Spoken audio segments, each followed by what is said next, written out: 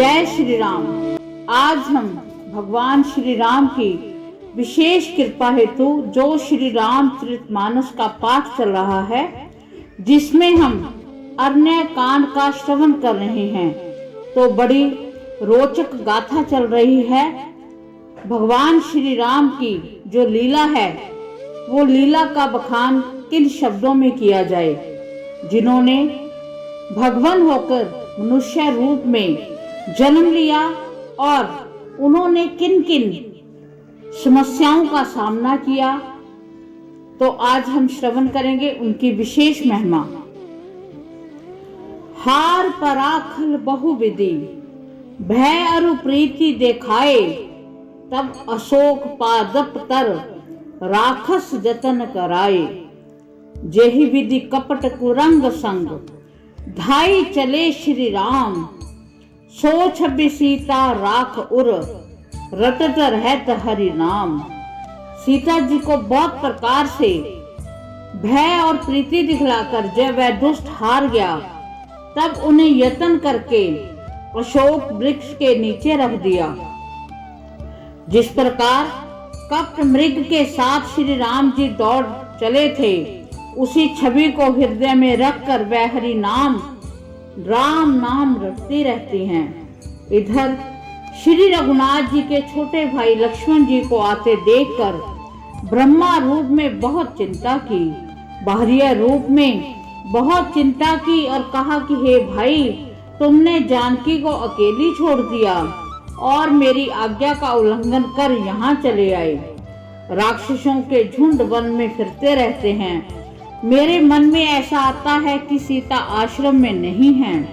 छोटे भाई लक्ष्मण जी ने श्री राम जी के चरण कमलों को पकड़कर हाथ जोड़कर कहा कि हे नाथ, मेरा कुछ भी दोष नहीं है। लक्ष्मण जी सहित प्रभु श्री राम जी वहां गए जहां गोदावरी के तट पर उनका आश्रम था। आश्रम को जानकी जी से रहत देखकर श्री राम जी साधारण मनुष्य की भांति व्याकुल और दुखी हो गए। वह विलाप करने लगे, हा गुणों की खान जानकी, हा रूप शील व्रत और नियमों में पवित्र सीते। लक्ष्मण जी ने बहुत प्रकार से समझाया। तब श्री राम जी लताओं और वृक्षों की पंक्तियों से पूछते हुए चले, हे पक्षियों, हे पशुओं, हे भंवरों की पंक्तियों, तुमने कहीं मृग नैनी सीता को देखा है?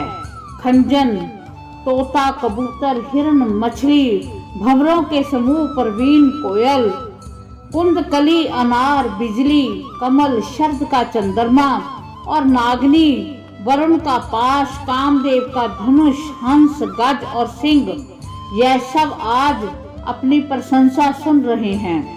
बेल, स्वर्ण और केला हर्षित हो रहे हैं। इनके मन में जरा भी शंका और संकोच नहीं है। हे जानकी, सुनो, तुम्हारे बिना ये सब आज ऐसे हर्षित हैं मानो राज पा गए हों। अर्थात तुम्हारे अंग के सामने ये सब तुच्छ, अपमानित और लज्जित थे। आज तुम्हें ना देखकर ये अपनी शोभा के अभिमान में फूल रहे हैं। तुमसे यह अनक स्पर्धा कैसे सही जाती है? हे प्रिय, तुम शीघ्र ही प्रकट क्यों नहीं होती? इस प्रकार स्वामी श्री राम जी सीता जी को खोजते हुए विलाप करते हैं, मानो कोई महाविरही और अत्यंत कामी पुरुष हो। पूर्ण काम, अनंत की राशि, अजन्मा और अविनाशी श्री राम जी मनुष्य के से चरित्र कर रहे हैं।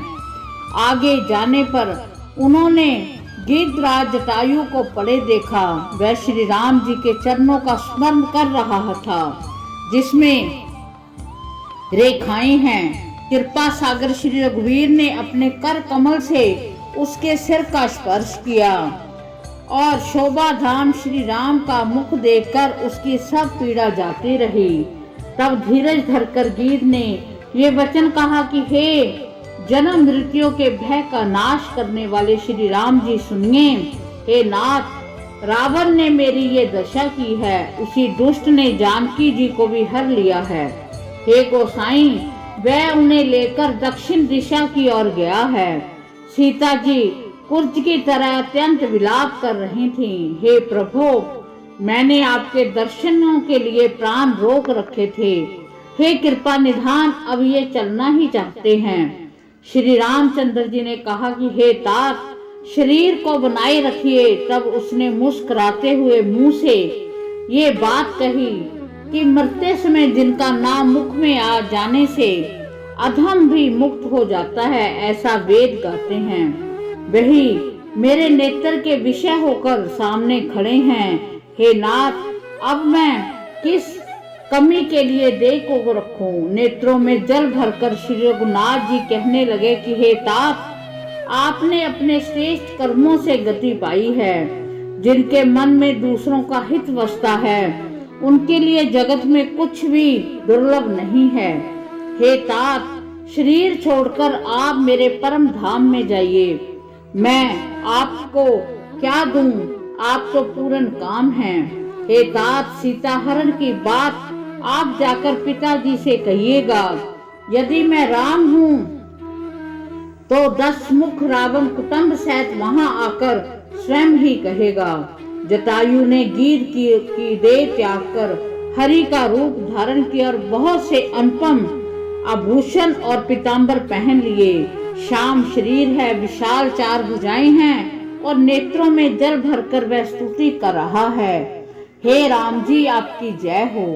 आपका रूप अनुपम है, आप निर्गुण हैं, सगुण हैं और सत्य ही गुणों के प्रेरक हैं। 10 सिर वाले रावण की प्रचंड भुजाओं को खंड खंड करने के लिए प्रचंड बाण धारण करने वाले, पृथ्वी को सुशोभित करने वाले, जल युक्त मेघों के समान श्याम शरीर वाले, कमल के समान मुख और कमल के समान विशाल नेत्रों वाले, विशाल भुजाओं वाले और भव भय से छुड़ाने वाले कृपालु श्री राम जी को मैं नित्य नमस्कार करता हूँ। आप अपरिमित बल वाले हैं, अनादि हैं, जन्मा हैं, निराकार हैं, एक अगोचर हैं, गोविंद हैं, इंद्रियों से अतीत, द्विंदों को हराने वाले, विज्ञान की घन मूर्ति और पृथ्वी के आधार हैं तथा जो संत राम मंत्र को जपते हैं उन अनंत सेवकों के मन को अनंत देने वाले, हे उन निष्काम प्रिय तथा काम आदि दुष्टों के दल का दलन करने वाले श्री राम जी को मैं नित्य नमस्कार करता हूँ। जिनको श्रुतियां निरंजन, ब्रह्मा व्यापक, निर्विकार और जन्म रहित कहकर गान करती हैं, मुनि जिन्हें ध्यान, ज्ञान, वैराग्य और योग आदि अनेक साधन करके पाते हैं, वे ही करुणा कंद शोभा के समूह प्रकट होकर जड़ चेतन समस्त जगत को मोहित कर रहे हैं। मेरे हृदय कमल के भ्रम रूप उनके अंग अंग में बहुत से काम देवों की छवि शोभा पा रही है, जो अगम और सुगम हैं, निर्मल स्वभाव हैं, विषम और सम हैं, सदा शीतल हैं, मन और इंद्रियों को सदा वश में करते हुए योगी बहुत साधन करने पर जिन्हें देख पाते हैं, वे तीनों लोकों के स्वामी रमा निवास श्री राम जी निरंतर अपने दासों के वश में रहते हैं। वे ही मेरे हृदय में निवास करें, जिनकी पवित्र कीर्ति आवागमन को मिटाने वाली हैं। अविरल भक्ति माघवर जीत गयो हरिधाम, तेही की क्रिया यथोचित निज कर कीनी राम। इस प्रकार हमने बड़ी अनुपम महिमा को श्रवण किया, जिसमें जटायु जी ने बड़ी सुंदर शब्दों में, बड़े भाव से, बड़ी भक्ति से उन्होंने भगवान श्री राम की आराधना की है। और भगवान श्री राम जब देखते हैं कि कुटिया में माँ सीता जी नहीं हैं, तो वो अंतर्यामी हैं, फिर भी उन्होंने अपना जो विलाप किया वो मनुष्य की भांति विलाप किया। मनुष्य की भांति ही वो पेड़ों से, पंछियों से, फलों से, फूलों से, पत्तियों से पूछ रहे हैं कि उनकी सीता जी कहाँ हैं। तो बड़ा सुंदर ये प्रसंग है। हम भगवान श्री राम से प्रार्थना करते हैं कि हे श्री राम, आप सबके मन की जानने वाले हो, आपका आशीर्वाद हमें सदा मिलता रहे, हम आपकी सदैव आराधना करते रहें। आपका बहुत बहुत धन्यवाद कि आप हमसे अपनी आराधना करवा रहे हो, आप हमसे अपनी एक पवित्र पावन ग्रंथ रामायण का पाठ करवा रहे हो। इसी के साथ हम भगवान श्री राम के चरणों में करोड़ों बार नमस्कार करते हैं, कोटि कोटि नमन करते हैं और भगवान श्री राम से एक बार फिर आशीर्वाद मांगते हैं। इसी के साथ जय माता दी, जय श्री राम।